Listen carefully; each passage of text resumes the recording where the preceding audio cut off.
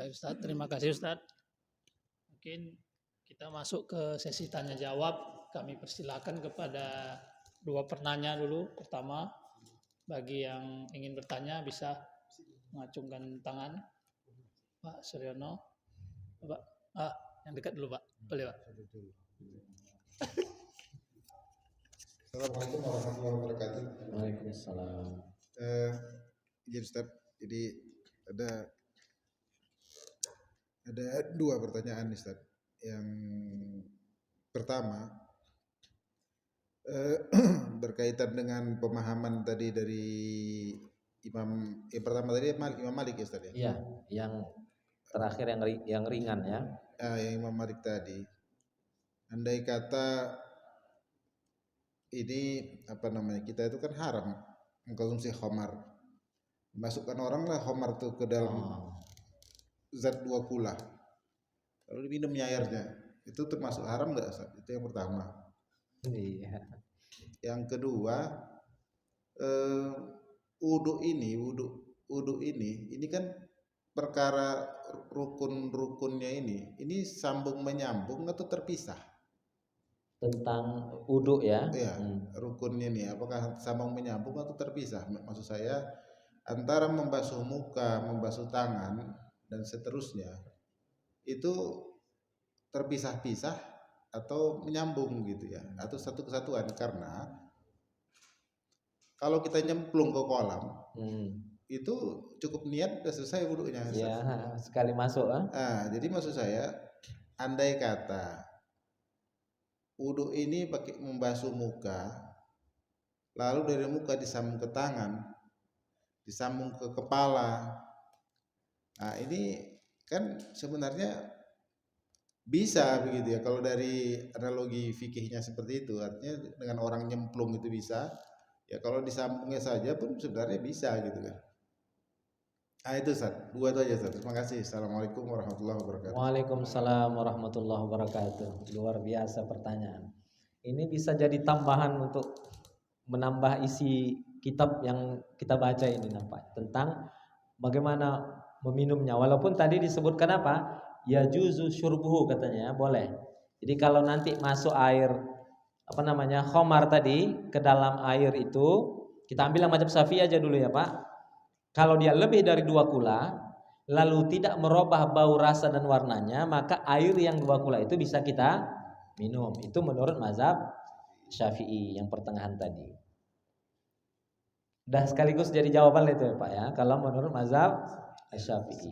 Sementara kita kan khamar tuh sikit pun tak boleh gitu kan. Iya. Nah, ini sebotol masukkan ke sedrum kan enggak? Iya.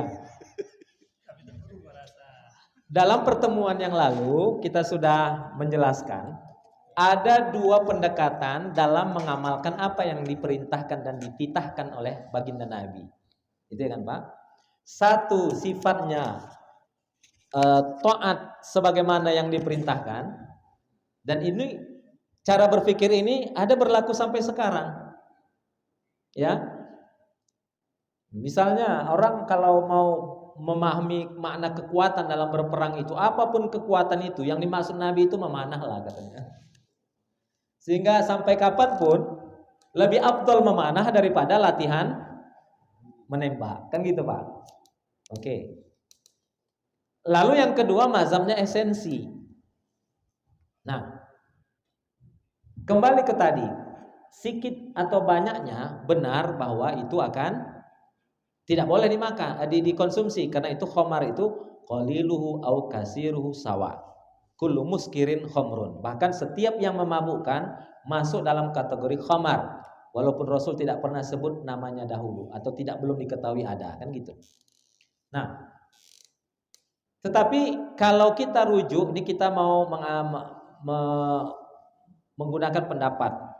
Kalau kita rujuk sabda Nabi tadi tentang 2 kula, kullatani minal ma lam yahmil khobas. 2 kula dari air itu tidak akan mampu dikalahkan oleh sesuatu yang masuk dan kemudian dia tidak mampu mendominasi. Khobas ini pengertiannya banyak, termasuklah diantaranya adalah apakah yang sifatnya najis, hukmi, seperti khamar, apakah najis aini seperti air seni yang apa namanya, atau kotoran hewan misalnya, atau kotoran manusia dan seterusnya gitu. Tetapi yang pasti kata Nabi, kalau dia sudah tawar oleh air itu maka dia tidak dianggap. Nah, sekarang kita mau menggunakan sabda Nabi sebagai ukuran, atau kalau nggak yakin juga boleh diteliti. Boleh diteliti. Apakah memang benar kata Nabi itu kalau masuk jadi tawar semua, nggak ada lagi jenisnya. Itu menarik kalau mau diteliti. Lebih menarik lagi nanti memang telah ditemukan jawaban dari laboratorium, memang tidak terlihat lagi ada partikel khamar itu ada di situ. Kalau terbukti, makanya menarik juga kalau ada yang membuktikan. Kalau terbukti begitu, memang Rasul itu adalah orang yang sangat futuristik, ya kan? Dia mampu menjelaskan yang tidak dia belajar penelitian kimia, tetapi beliau mampu menjawab apa yang kemudian beyond other experience, kira-kira gitu, melompati apa yang dikaji orang. Nah sekarang kembalilah Pak, kalau saya ditanya, "Cuman itu Ustaz, bisa dikonsumsi nggak?" Mengkonsumsinya langsung minum atau dimasak lagi Pak? Panjang kaji. Kalau saya ambil yang pertengahan aja. Kalau kata Nabi udah gitu, udah aman lah itu. Toh maksud awak bukan mau mabuk-mabukan, ya kan? Nah, ini ada pendapatnya soalnya. Kita ikut imam aja. Nah, kata Imam Sya'roni begini Pak. Imam Sya'roni yang di luar kitab ini. Kata beliau, semua pendapat mazhab itu benar. Termasuk pendapat yang mengatakan tadi boleh diminum. Kalau dia sudah tawar. Nah, namanya udah tawar. Maka innallaha yuhibbu ayyuta rakhasahu kama yuhibbu ayyutiya azaimahu. Allah itu sangat mencintai kemudahan. Walaupun kemudahan di sini sebetulnya rukhsah ya. Rukhsah misalnya orang puasa Ramadan boleh berbuka kalau dalam perjalanan kan gitu. Rasul itu sangat suka diambil yang rukhsah, tetapi juga enggak salah kalau mengambil yang azimah. Jadi kalau memang Bapak mau mengambil yang azimah, oke. Tetapi kalau mau mengambil pendapat yang ringan, toh ada pendapat imamnya dan bukan asal-asalan mereka berijtihadnya, maka enggak salah juga kalau kita ambil yang ringan, terutama pada saat kondisi yang menuntut kita mengambil pilihan yang lebih ringan. Nah, itu dia Pak. Nah, tapi ngapain pula meminum itu kalau sekiranya ada yang lain, kan gitu nanti jawabannya. Nah. Ya Pak ya, bisa kira-kira begitu. Yang kedua tentang kalau sekiranya bisa nggak berwudu, kita nyemplung aja berniat plung, pokoknya nyelam sekali, lalu kemudian selesailah. Bisa nggak itu? Bisa nggaknya ini karena fikih ini. Kalau awak pun mengatakan macamnya tak bisa. Kenapa? Tak ada pendapatnya. Nggak ada pendapatnya. Dan itu tentu sejalan dengan maksud daripada urutan yang disebutkan Quran. Quran itu sudah menyebutkan, ya kan? Idza qumtum ilas shalah faghsilu wujuhakum. Kalau kalian mau sholat, basuh wajah. Lalu makanya Imam Al-Ghazali, beliau adalah imam yang mencoba dahulu menghidupkan fikih bersama dengan ruh. Dulu ada zaman di masa orang berfikih tetapi nggak mendapatkan ruhnya gitu. Bagaimana maksud fikih tanpa ruh itu? Tak dimaknai dia sebagai penyucian jiwa, hanya penyucian fisik, kira-kira gitu. Pokoknya aku mau wudhu sekadar untuk bisa sah sholat. Tapi nggak dimaknakan membasuh muka itu adalah membasuh seluruh harapan dosa-dosa yang ada terletak di bagian wajah kita. Gitu. Maka kalau menurut Imam Ghazali, beliau bahkan mengiktikadkan waktu membasuh muka, membasuh tangan, ya, kepala semuanya sambil dimakrifatkan meruntuhkan semua dosa-dosa yang ada di antara anggota tubuh yang harus berwudu itu. Maka dari situ kemudian saya mengatakan jawabannya apakah kemudian telah dianggap sah kalau orang mau sholat yang tadinya berhadas kecil, lalu dia nyemplung aja berniat aku berwudu tapi nggak membasuh mukanya, tangannya dan seterusnya, apakah sudah sah dia dianggap berwudu? Jawabannya tidak. Jadi maksud kami tadi pertanyaan itu, karena kita kan baca di Fathul Qorib sudah ada, di Sawilo juga ada. Kenapa orang yang nyemplung ke air itu sah wudhunya, dan dengan dia berniat bahwa itu tertib, Mau berniat tertib. dia niatkan tertib, maka itu semua akan terangkat hadasnya. Jadi maksud kami dengan hadis tadi yang hadis Rasulullah tadi yang lo'ib tadi, yang kami bertanya, andai kata tadi kan Rasul dari membasuh tangan ke kepala langsung apa tadi? Yang tadi Dari kepala ke telinga, sisa, iya, bentuk praktek. Maksudnya kalau di tadi dari penjelasan dari di kitab Fathul Qorib maupun di Sabilal itu kami baca itu bisa kalau dia nyemplung kepala itu dia niatkan duduknya dan tertib dengan niat itu, berarti dia isyaratkan dalam hatinya, dia tertibkan dari muka sampai semuanya selesai, itu sah duduknya, keluar dari kolam. Jadi maksudnya tadi kalau itulah sah, bagaimana kalau sekiranya dari muka ini kita ratakan sekali sapuan rata sampai ke tangan, maka akan terangkanlah hadas muka dan tangan. Maksudnya apakah niatnya itu harus dipisah-pisah duduk itu antara berangkatnya hadas tangan, muka, baru ke tangan, baru dia sukses dulu di sana, atau ini memang kalau sukses bisa menyambung gitu, makanya dia satukan mukanya begini, kan bisa menyambung. Terkait sisa maksudnya sisa itu bisa menyambung, kira-kira gitu Pak ya? Iya, jadi Iya. misalnya di pancuran ini kan dia sapu mukanya terus tangannya. Kalau saya dalam masalah fikih, ya mungkin saja kalau ada orang mulai berijtihad seperti Bapak kan.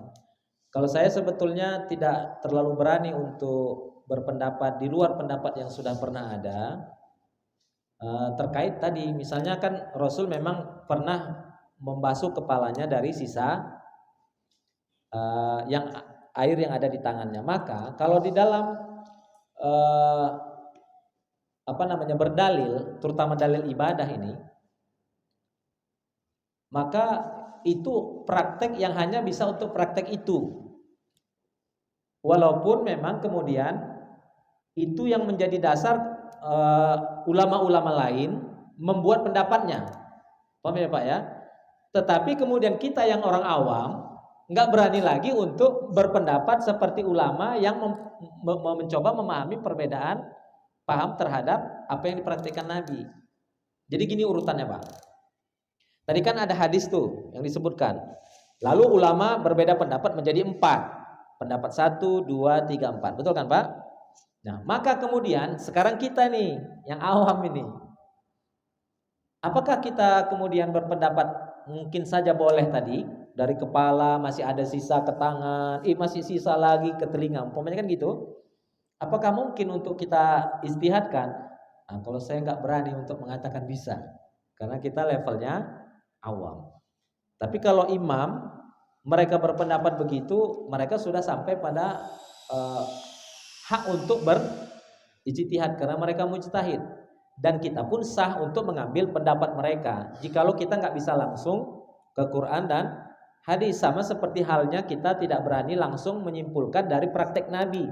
Itu kan namanya kita langsung ke Quran ke hadis Nabi itu kan, untuk kemudian Rasul bisa dari tangannya ke kepalanya. Kenapa nggak mungkin kita kiaskan saja?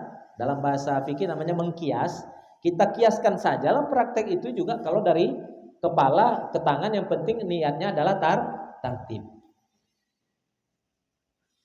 Tapi kalau agak-agak liberal orang berpendapat mungkin aja bisa Pak itu, tapi saya nggak berani untuk mengatakan bisa. Demikian Pak. Tetapi terkait dengan penggunaan air, apakah air itu sekiranya setengah botol ini bisa kita gunakan sedikit kepala lalu sedikit tangan, mencukupi? Jawabannya Bisa, apalagi menurut Imam Abu Hasan ini yang mereka berasal dari Yaman. Maka itu seperti yang saya ingatkan kemarin, kalau berwudu, entah saya udah ingatkan atau belum. Nah, saya masih memperhatikan banyak di antara kita kalau berwudu itu buka kerannya besar. Udah besar, nanti lama dia membasuh-basuh ini airnya ngalir terus. Nah, itu sebetulnya tidak sunnahnya. Harusnya buka kerannya, sedang saja ambil, matikan, sapu aja tuh, sapu gitu. Nanti ambil, buka lagi gitu. Pak Ustadz, kami lebih ingin hemat peralatan daripada hemat air, kata dia.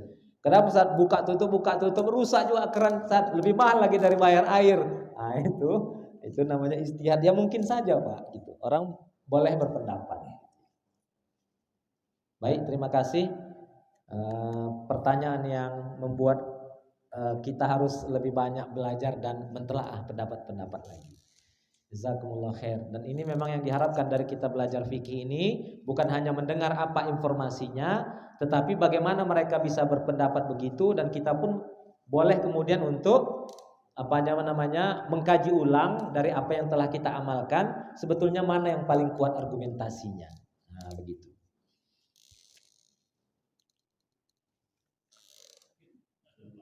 Ada Pak tadi? Nah. Assalamualaikum warahmatullahi wabarakatuh. Waalaikumsalam. Saya hampir lupa nih pertanyaan saya, saking panjangnya pertanyaan.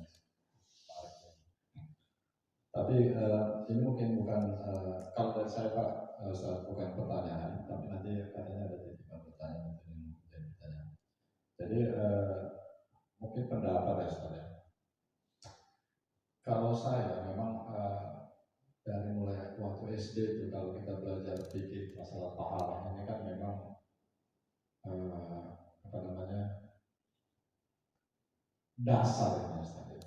Dasar, dan itu bagi saya itu memang sangat menjadi perhatian saya kalau masalah taharah ini.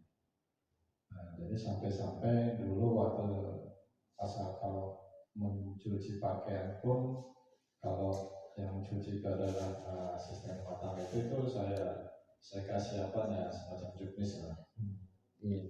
Untuk meyakinkan saya, ini kan masalah keyakinan, masalah bahwa taharah itu adalah hampir semuanya kunci ibadah itu, sholat, terutama sholat esensinya itu adalah taharah itu. Nah, kemudian saya ini bukan saya menyampaikan pendapat, mudah-mudahan ini bisa menjadi tiba sama yang lain. Karena begitu peliknya lah misalnya taharah itu masalah air mutlak, air mustaqmal, air mutanajis, ya kan. Kemudian najisnya juga ada najis mukhalazah, mutawassilah, satu mukafafah. Jadi cara mensucikannya juga berbeda-beda seperti itu. Jadi bagi saya ini memang sangat penting. Nah, kalau saya menyikapinya gini, Ustaz. Kita itu diberikan sumber daya, kemudian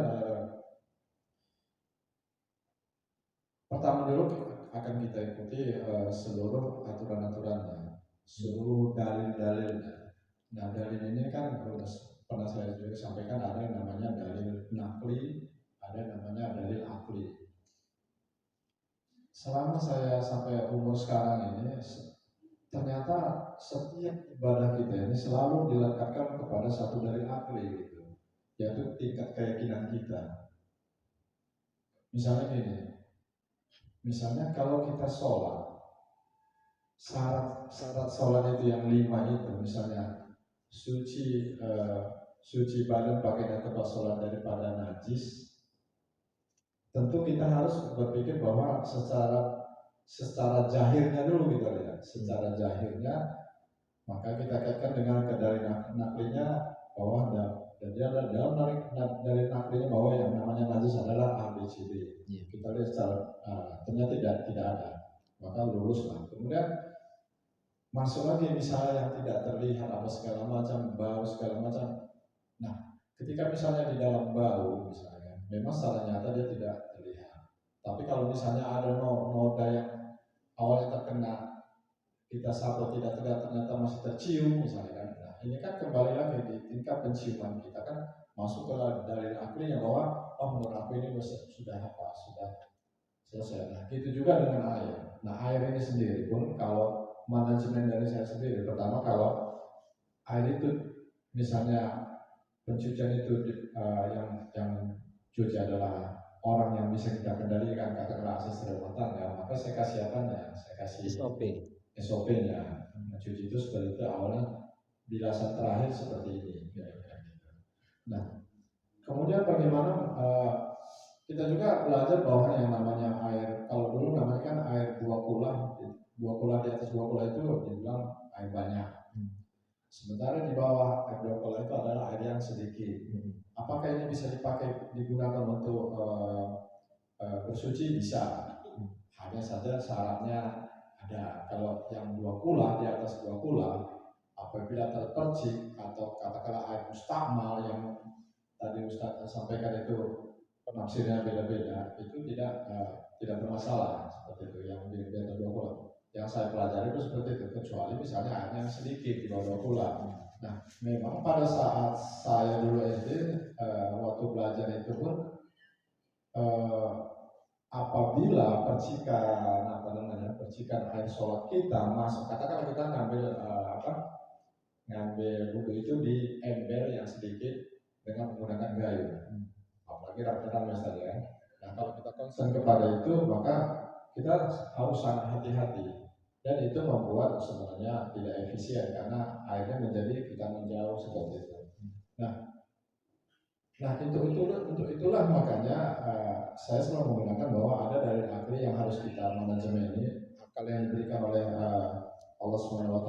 Kemudian ada sumber-sumber daya yang telah diberikan nikmat kepada kita untuk melakukan manajemen terhadap itu. Nah,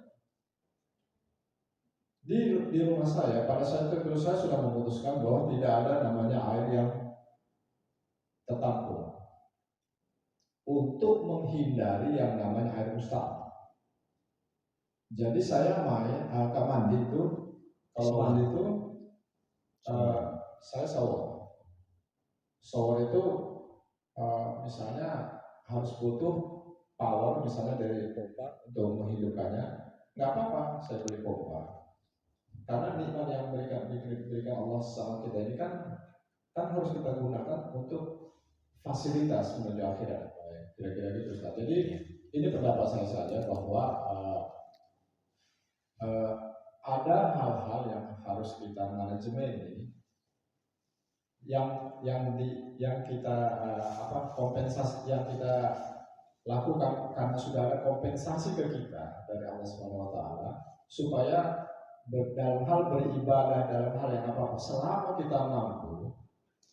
kita mampu baik dari sumber daya, akal segala macam itu membuat ibadah kita menjadi lebih baik, kira-kira itu Ustaz. Sehingga saya sebenarnya yang disampaikan Pak Reza ini sebenarnya tadi ada kaitannya juga Ustaz. Kalau memang itu terlalu sulit, kan kenapa dilakukan? Kira-kira Ustaz. Misalnya kaitannya ngambil wudhu yang di dalam kolam. Ngambil wudhu dalam kolam berarti kita nggak pakai apa nih, nggak buka baju, kira-kira gitu Ustaz kan susah gitu. Di mana lah beratnya misalnya ngambil wudhu itu buka air, wudhu seperti itu, kira-kira gitu Ustaz. Kalau ini pendapat saya bahwa kita gunakanlah akal kita, gunakanlah nikmat yang diberikan kepada kita untuk menuju arah yang lebih baik. Kemudian itu pendapat saya Ustaz, dari saya ini sebenarnya bukan pertanyaan, bisa ditanggapi juga. Kemudian ini ada pertanyaan dari kaum ibu-ibu, kalau nggak salah ini pertanyaan ini Ustaz, kenapa ada di mazhab Syafi'i yang bersentuhan antara suami istri itu membatalkan wudhu? Nah itu ada Ustaz yang saya sampaikan. Assalamualaikum warahmatullahi wabarakatuh. Iya. Wah ini menarik nih. Inilah materi tafakuh itu. Kalau ini kan tadi informasi semua ya. Termasuk diskusi kita juga tafakuh.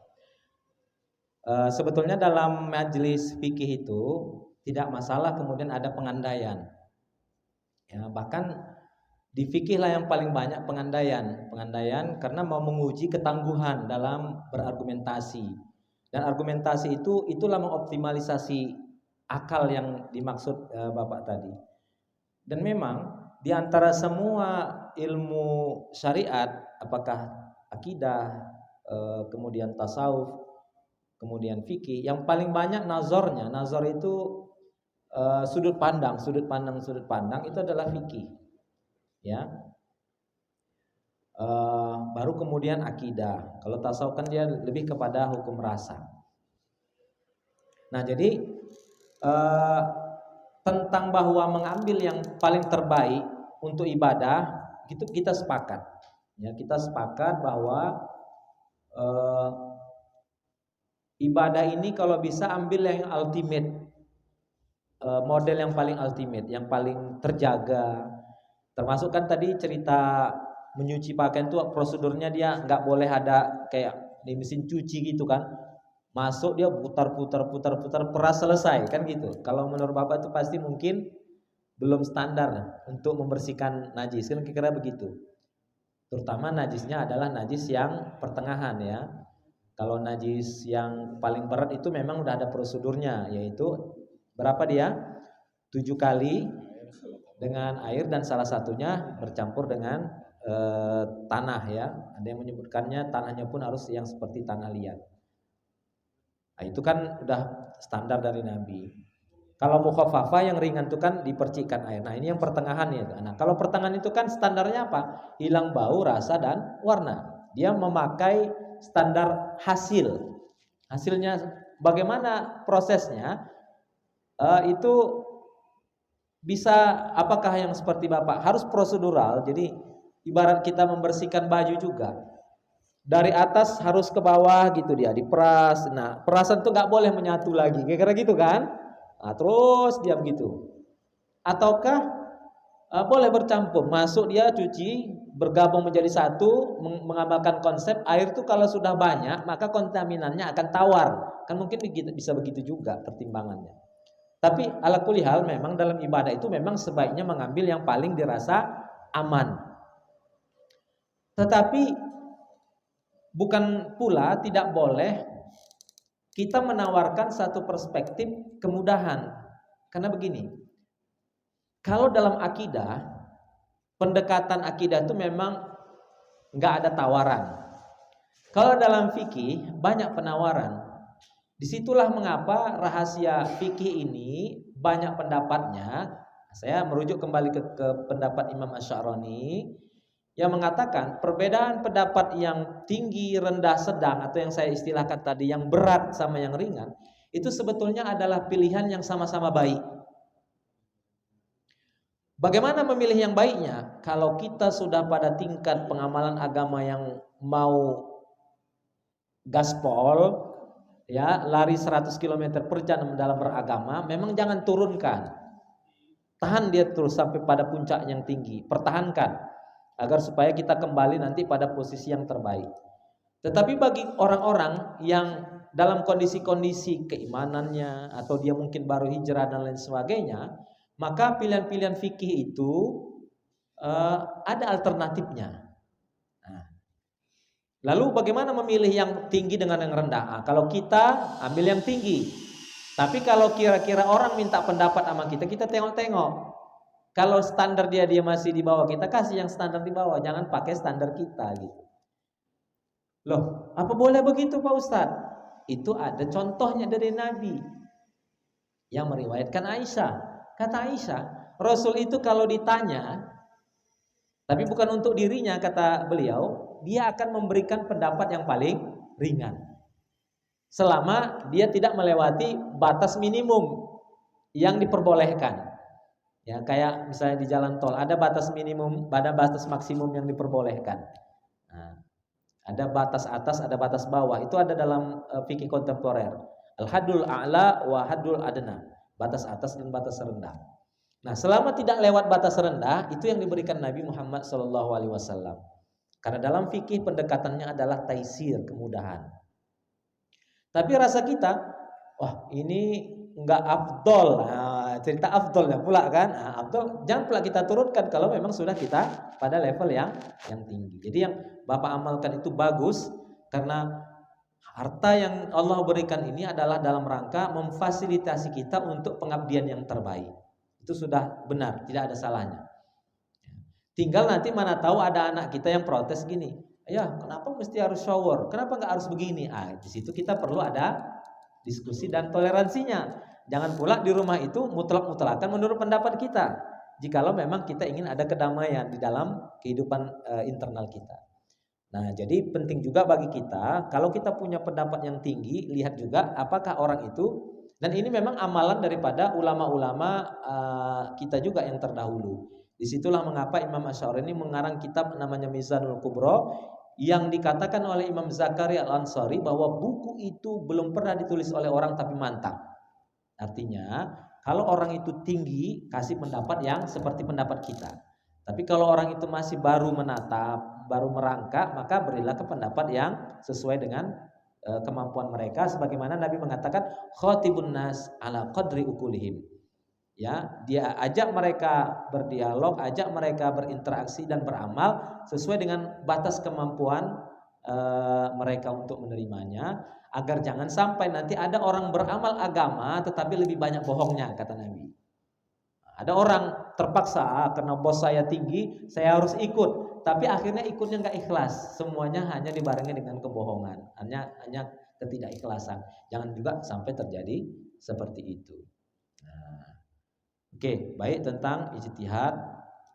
Lalu kenapa dalam mazhab Syafi'i batal? Karena memang mereka menggunakan teks harfiah daripada ayat Al-Qur'an yang berbunyi aula mastumun nisa, sehingga walaupun suami istri dianggap batal. Tapi kalau di dalam mazhab Maliki itu tidak batal, ya, kecuali dibarengi dengan syahwat. Dalilnya sama, la mastumun nisa juga, ayatnya sama. Tapi kata mazhab Maliki di situ ada isyarat la masa pakai alif itu menunjukkan bersangatan. Nah, kata mazhab Syafi'i mereka menggunakan zahirnya, tetapi mazhab Maliki menggunakan pendekatan muawwal. Ada istilah usul fikih itu zahir muawwal. Zahir itu makna yang hakiki menurut bahasa, sentuh ya sentuh. Tetapi menurut Maliki ada makna sentuh itu bukan makna aslinya tapi makna kiasan. Ya, sentuh itu artinya ya menyentuh. Aku tak pernah lagi ada orang tak pernah menyentuh istrinya, bukan nggak pernah salaman tapi nggak pernah berhubungan. Nah, kan gitu. Makna kiasan atau makna yang tidak hakiki. Itu masalah perbedaannya. Makanya ada ulama Syafi'i mengatakan begini tentang tawaf. Yuk kita beralih khusus pada waktu tawaf ke mazhab Malik. Supaya waktu tawaf itu ketika berdesakan, bersentuhan kan betul-betul ambil wudhu lagi. Nah, kata beliau, ayo kita beralih ke mazhab Maliki dalam tawaf. Tetapi dengan ketentuan. Nah, ini pula waktu bersuci untuk tawaf itu pakai prosedur mazhab Maliki, jangan pakai prosedur mazhab Syafi'i. Walaupun menurut saya nggak harus begitu kalau mengambil konsep kemudahan, ya tetap saja. Tapi beralih dari sisi pembatalannya saja. Gitu. Apa beda mazhab Maliki dengan Syafi'i yang paling esensi?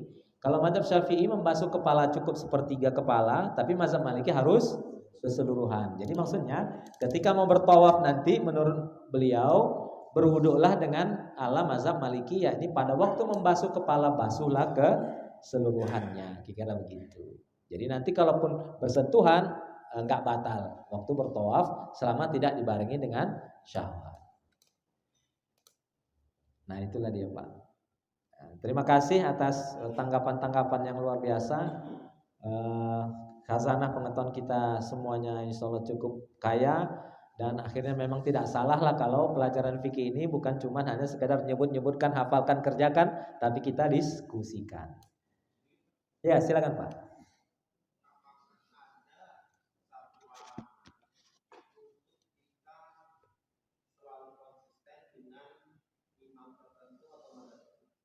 Iya. Apakah ada larangan ya? Bukan anjuran pula ini ya? Iya.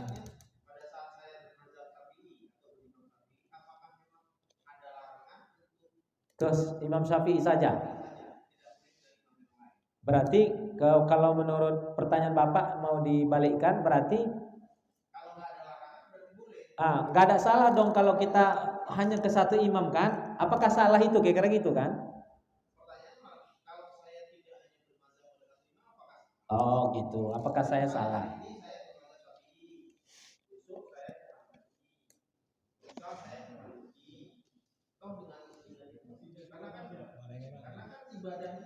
Pindah-pindah mazhab ya.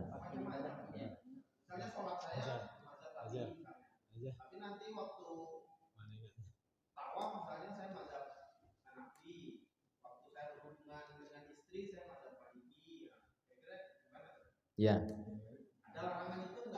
Kalau larangan dari sisi ayat Al-Quran maupun hadis Nabi, sepengetahuan saya sampai saat ini tidak ada larangannya. Tetapi larangan itu dari sisi ilmiahnya. Nah, saya jelaskan begini. Dalam kajian tentang mazhab, pertanyaannya gini, kita semua dalam hal kemampuan berfikih itu ada 3 level. Ya, kita bagi secara umum. Walaupun kalau mau dipecah ada levelnya lagi yang di tengah ini sampai 7, yaitu mujtahid, lalu muttabi, lalu muqallid. Kalau dibahasakan dengan kita pakar, ya kan, master, awam, yang pemula. Kalau kita yang pemula Pak, sebetulnya nggak ada mazhab kita. Sebenarnya kita nggak ada mazhabnya. Kalau orang yang mau bermazhab Syafi'i itu, dia memang udah pakar juga tentang mazhab Syafi'i, dia udah paham betul gitu. Nah, dia ikut itu gitu. Nah, kita ini sebetulnya nggak ada mazhab kita. Cobalah apa mazhab Bapak Ibu sekalian? Mau kita bilang Syafi'i, ayo kita uji benar nggak Syafi'i gitu. Umumnya kita Google. Ya mazhab kita nggak, jangan pula dibilang Google mazhabnya ya kan.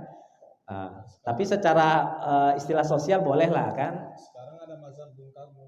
Ada mazhab Bung Karno lagi ya kan. Ada. Ya itu mengulang cerita lama itu sebetulnya tentang mazhab Bung Karno. Tapi nggak kita bahas di sini, nanti panjang. Jadi kata-kata ulama yang membahas masalah mazhab, diantaranya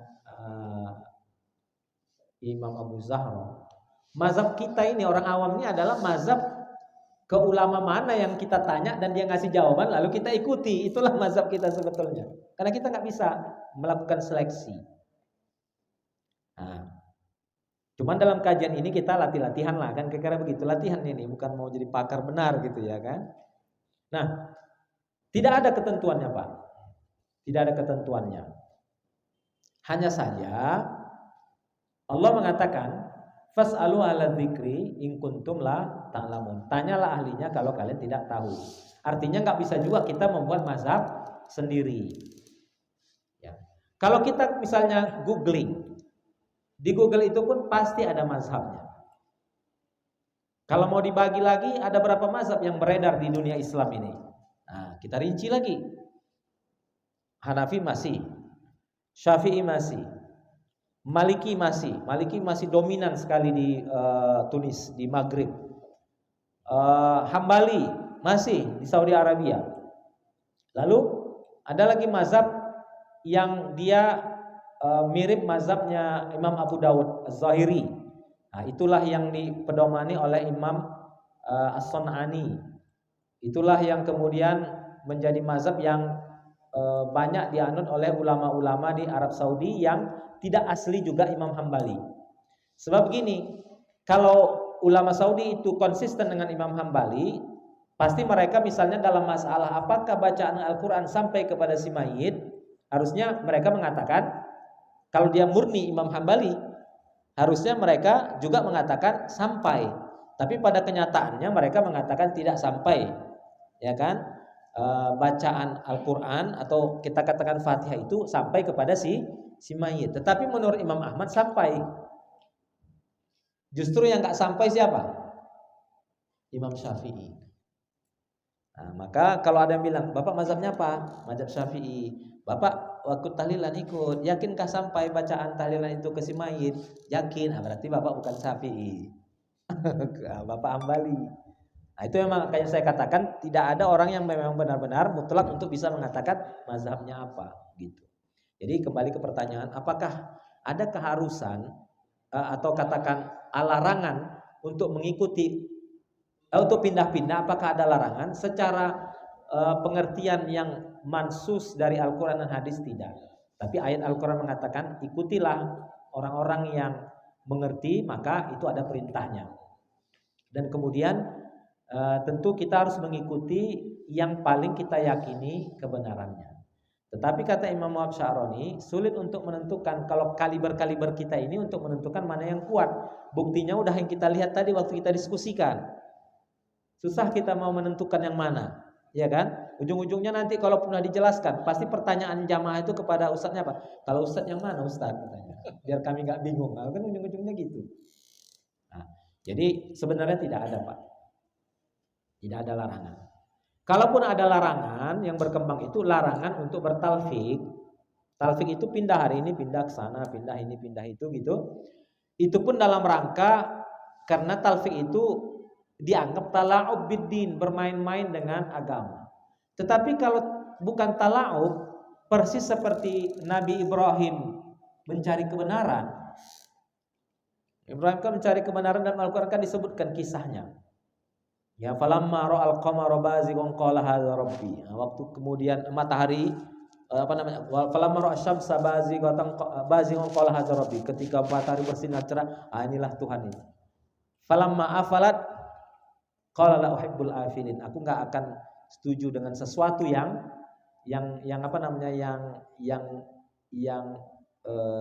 musnah. Jadi itu cerita tentang pencarian kebenaran itu memang harus ada pengujiannya gitu.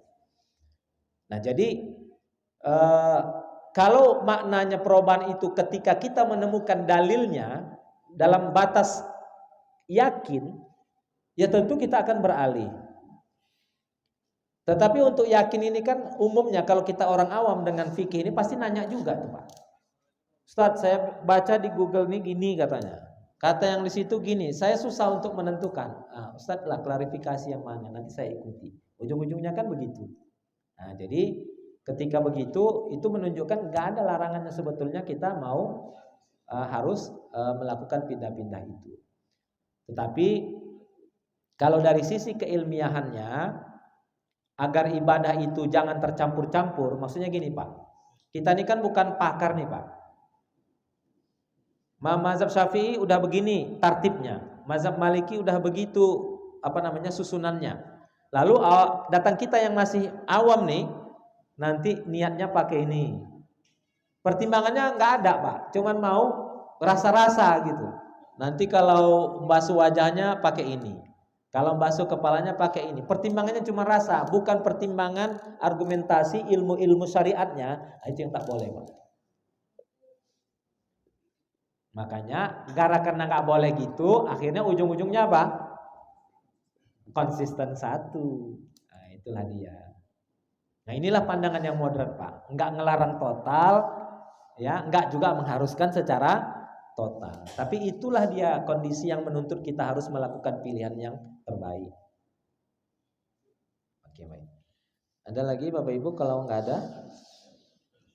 Ya, baik kita tutup dengan doa. Astaghfirullahaladzim. Alhamdulillahi rabbil alamin, hamda yuafi ni'amahu wa yukafi'u mazidah, ya rabbana lakal hamd kama yanbaghi li jalali wajhikal karim wa azimi sultanik. Wassallallahu ala nabiyyina Muhammadin wa ala alihi wa ashabihi wasallim ajma'in. Allahumma ja'al jam'an hadha jam'an marhuma wa ja'al min ba'di tafarruqihi tafarruqan ma'suma. Allahumma zinna ilma warzuqna fahma. Allahumma ja'al ibadatana maqbulatan bi'ilmina wa ta'atina wa taqwana ilaika ya arhamar rahimin. Rabbana zalamna anfusana wa illam taghfir lana wa tarhamna lanakunanna minal khasirin. Rabbana atina fid dunya hasanah wa fil akhirati hasanah wa qina azaban nar. Alhamdulillahi rabbil alamin. Assalamualaikum warahmatullahi wabarakatuh.